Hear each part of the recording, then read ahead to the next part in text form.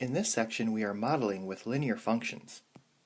We're taking the linear functions and using them for word problems or for applications.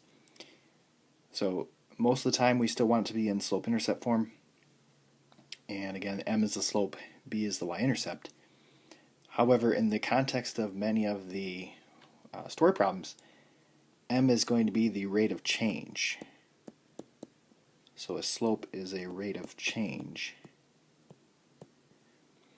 And b is going to be your initial value.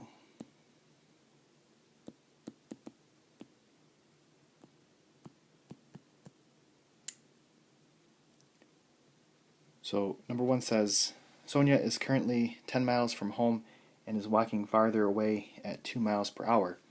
Write an equation for her distance from home t hours from now. So I'm going to call it d, so it has to be in functional notation.